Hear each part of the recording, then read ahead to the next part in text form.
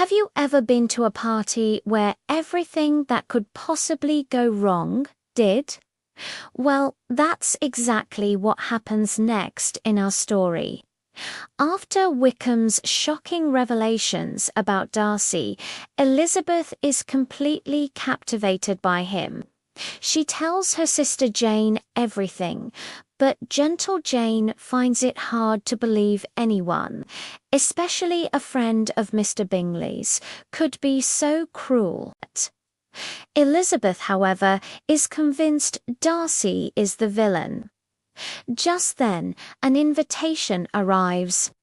Mr Bingley is finally throwing his long-promised ball at Netherfield. Everyone is ecstatic. Elizabeth is practically floating, imagining all the dances she'll have with the charming Mr Wickham. But her dreams are quickly dashed when her cousin, the ever-so-awkward Mr Collins, asks her for the first two dances. She can't refuse, and a dreadful thought crosses her mind. His overly flattering attention might mean he is planning to propose. She decides to just ignore it for now and wait and see. The night of the ball arrives. Elizabeth, having dressed with extra care to impress Wickham, walks into Netherfield, only to find he's not there. Her disappointment is immense. She learns he was called away on business, but she suspects the real reason is to avoid Mr Darcy. Her anger towards Darcy boils over, and when he greets her, she can barely be civil. The first two dances with Mr Collins are a disaster. He's clumsy and awkward, and she's relieved when it's over. But then, to her absolute astonishment, Mr Darcy himself approaches and asks her to dance. She's so surprised that she accepts without thinking. They begin to dance in silence. To break the awkwardness, Elizabeth makes a playful comment about how they should arrange their conversation beforehand. He plays along, and they fall into a witty, slightly tense exchange. She can't resist bringing up Wickham, mentioning they'd just met a new officer. Darcy's face immediately turns cold.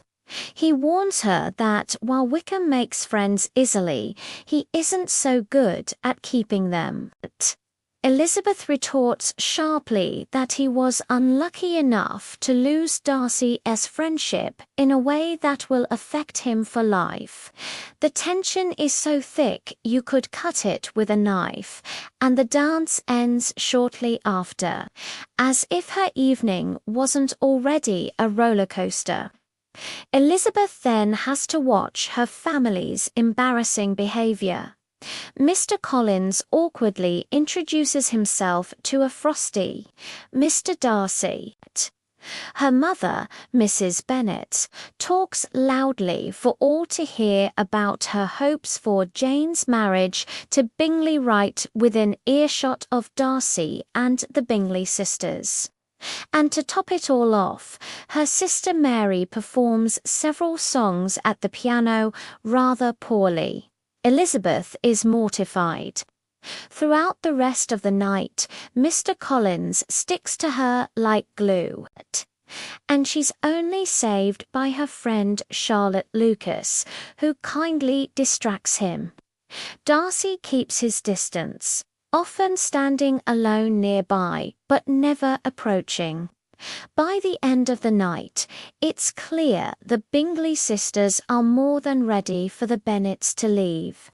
But Mrs Bennet is oblivious, happily convinced that Jane will soon be Mrs Bingley, and that Elizabeth will marry Mr Collins. Little does she know what drama is about to unfold. Thanks for watching. If you're enjoying this story, make sure to like, subscribe, and hit that notification bell so you don't miss what happens next. See you in the next video.